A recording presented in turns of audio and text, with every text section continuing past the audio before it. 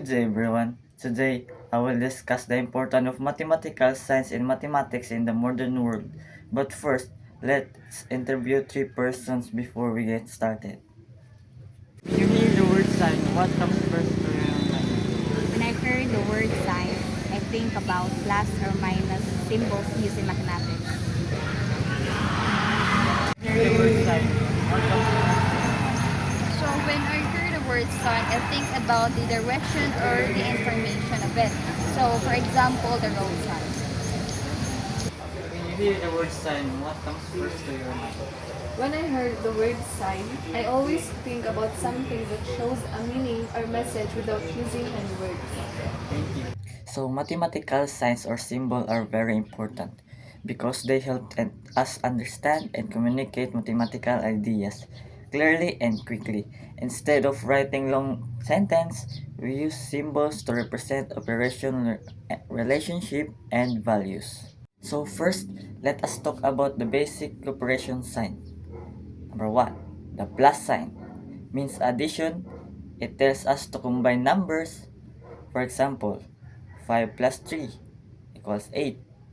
Second is the minus sign, means subtraction. It tells us to take it away. For example, 10 minus 4 equals 6. Third, the multiplication sign, means repeated addition. For example, 6 times 2 equals 12. And fourth, the division sign, means sharing or dividing into equal parts. For example, 12 divided 3 equals 4. Next are the equality and equality signs. The equal sign means that two expressions have the same value. For example, 4 plus 4 equals 8. The not equal sign means two values are not the same. The greater than sign means one number is larger than another. The less than sign means one number is smaller. There are also greater than or equal to and less than or equal to. Another important sign is the percent sign. This represents parts per hundred. For example, 50% means 50 out of 100. We often use this in discounts, grade, and also statistics. We also use the squared sign, which tells us to find a number that multiplies by itself to get the given value.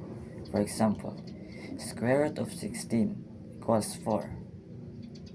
In MMW, we also encounter symbols used in logic and sets. Logics and sets. In MMW, we also encounter symbols used logic and sets. For example, epsilon means belong to in this theory. And this sign means union, which combines sets. And this means intersection, which shows common elements. Aside from these symbols, there are also other important mathematical signs used in mathematics in the modern world. For example, the exponent sign tells us how many times a number is multiplied by itself. Example, in 2 cubed, the small number 3 means 2 times 2 times 2, which means equals 8. The exponents are commonly used in science, population growth, and technology. Another important symbol is infinity sign. This represents something without an end. In mathematics, it is used in limit and calculus and help us understand concepts that go on forever, such as a number or a number line. We also encounter parentheses, brackets, and braces. These are grouping symbols. They help organize expression and show which operation should be done first. This follows the order of operation commonly recommended as PEMDAS, parentheses, exponent, multiplication and division, and subtraction and addition. In real life, mathematical signs are everywhere.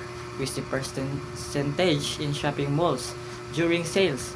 We see greater than and less than signs when comparing price. We use division when splitting bills with friends. We use multiplication in budgeting and business. Mathematical signs makes problem solving faster and more organized.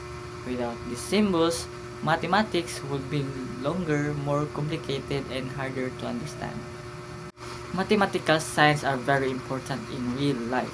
We see them in price, measurements, statistics, banking, engineering, and even social media analytics. Without these symbols, mathematics would be long and difficult to understand. In conclusion, mathematical signs are the language of mathematics. They help to solve the problem, analyze data, and understand the world around us. This learning symbols improves our critical thinking and problem solving skills. Thank you, and that's all for my discussion.